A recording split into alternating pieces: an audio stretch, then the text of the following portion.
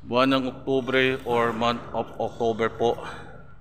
Maghahanda na po agad natin sa alas 5 ng hapon o alas 4 ng hapon para sa dasalang Holy Rosary na katabi ni Blessed Mother Mary.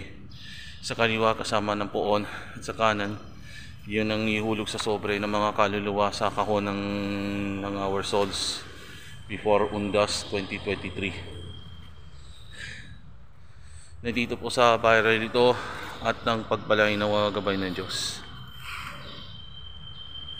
To God be the glory. Dito po si Brother Rans Arcis. Brother Rans Arcis. Nandito po ang mahal na ina ng Santo Rosario or Our Lady of the Holy Rosary. At magsisimula po na yon ngayong month of October, buwan ng Oktubre, dito po sa Seminary Church na sila agad ng mga debosyon at mga tao habang nagdadasal agad ng banal na Rosario po. Kada linggo-linggo, araw-araw na yung buwan na ng October o Oktubre pa rin.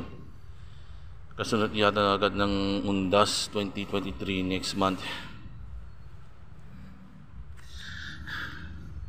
So magdasal ka muna po ng mahal ng ina ng Santo Rosario. Gabayan mo kami na malapit na magwakas ng COVID-19 pandemic ng aming the end of the epidemic and back to no more.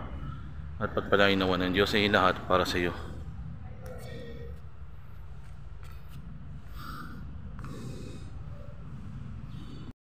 Inang Maria at ng Birhen ng Santo Rosario, andito ako para sa iyo agad sa iyong gabay ng dasal at panalangin at na panawagan ng daigdig na tapusin natin ang nahawaan ng COVID-19 pandemic at back to no more around to the globe. So bago po na mawala na agad ng hawaan, salamat kaya agad ni Mama Mary ng Our Lady of the Most Holy Rosary at God, gabayan na natin ng kasama na natin ng mga angkan ng Panginoong Jesucristo. So wag mo na papahuli na natin sa iyong gabay na natin. Andito ako para sa iyo sa iyong dasal at panalangin. Ciao!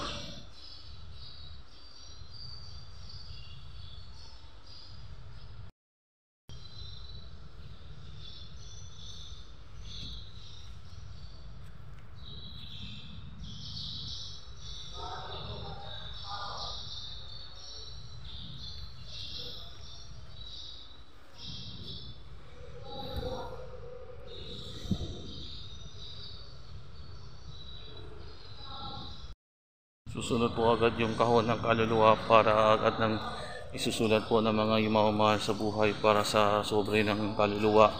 Pagkatas natin na nakuha ng Birhen ng Santo Rosario sa kaliwang altar.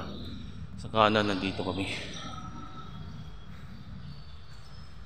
Napagod ako agad, nandito ako, si Brother Rans Arcis.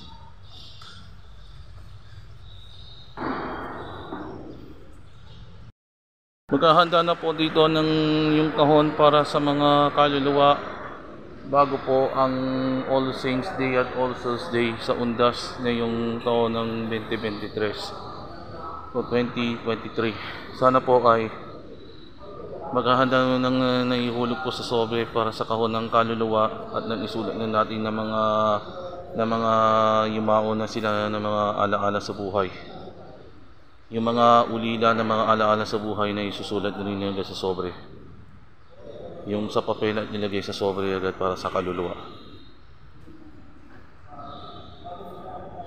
Before to the start to the Mass ng Undas sa November 1 at 2 at nadadalaw po agad na magsisiba ng kanin ng umaga at ako na agad na dadalaw po. Kasunod po na agad ng sasapit ng Pasko.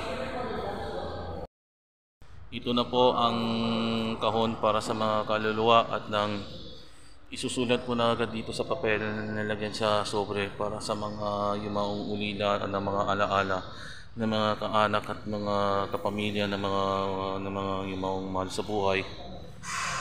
Yung ito po ang kahon para sa mga kaluluwa sa kanan po at yung kaliwang altar ng Mahal na Birheng Maria kasunod ng Ina ng Santo Rosario.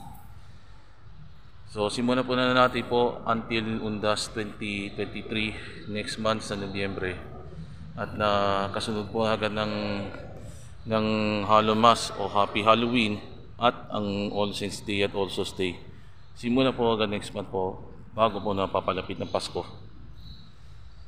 So ginawa pa na natin yung pinagdakila agad ang ating tagumpay sa liwanag ng ligaya, at huwag kang mabigo at huwag kang magkaroon ng dilim at ilayo agad na agad sa kasalanan. Gabayan pa na natin ng agad sa iyong alaala at nakikiramay po.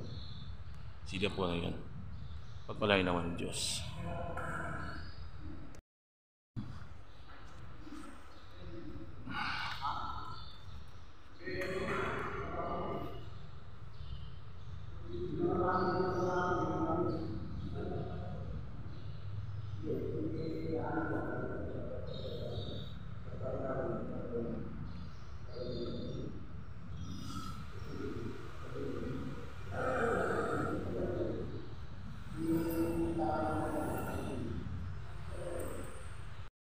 Sorry po, muntik yata nang umuulan yata kasi hindi makakauwi.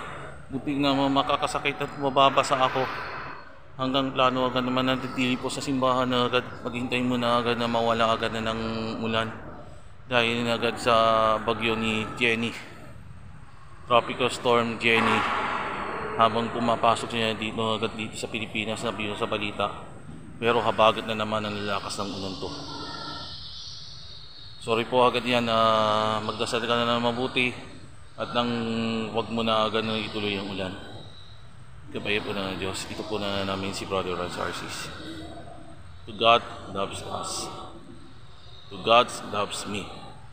To God we praise and never hates. He came to loves me. Pagpalain naman ng Diyos. Salamat po sa iyong panoorin. Ciao!